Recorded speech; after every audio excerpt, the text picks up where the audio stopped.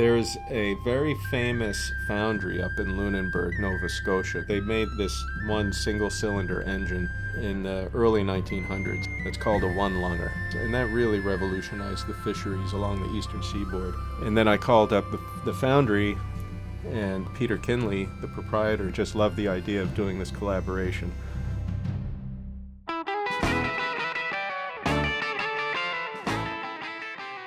The apprentice program is a semester-long academic program that happens in Pappalardo, where a group of 6 to 7 students gain machining skills that they wouldn't otherwise gain. In senior year, you work to cast something. This year we're casting stuff to finish the Hirschoff windlass. Nathaniel Herreshoff was an MIT alum and a famous naval architect. And there's this wooden boat community that suggested, why don't you look at something that Herreshoff did? It's this big, probably like this big, machine that is designed to draw in an anchor on a chain. We have the drawings and we're going to cast it out of bronze. The more we got into casting, I was modestly surprised that their exposure to metals was very limited. So that really launched not just the project, but also a more specific curriculum around metallurgy.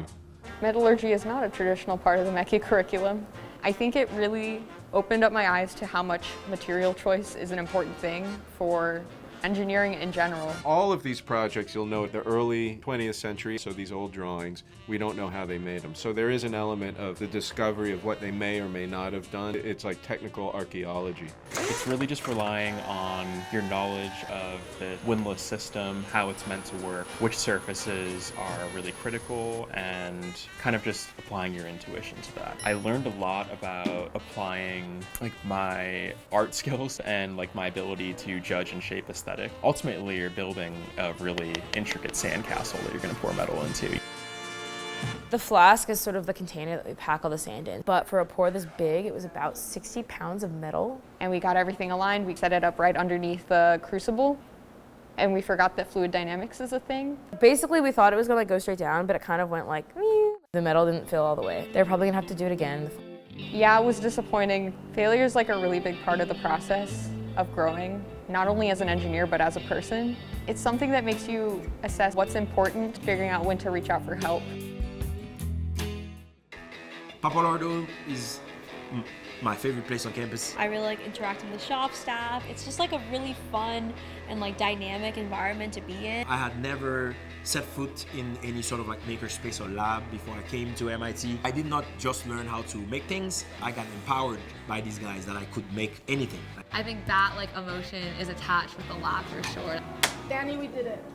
I think I enjoy most watching them develop their relationships. They come in bright-eyed, bushy-tailed, and then to see them go to people who are capable of pouring iron, tramming mills, teaching other people how to do it, and having this tight group of friends, that's fun to watch. It's just such a goofy group of people, and like all like super brilliant, but like super humble, super funny. I don't consider them just like as my like classmates. I consider each and every one of them as my friends. It's definitely a healthy engineering environment. I think we're all really generous people with our time and our energy. Everybody says they want ideas to flow freely, but I don't see that coming to light too often other than in a place like the apprenticeship.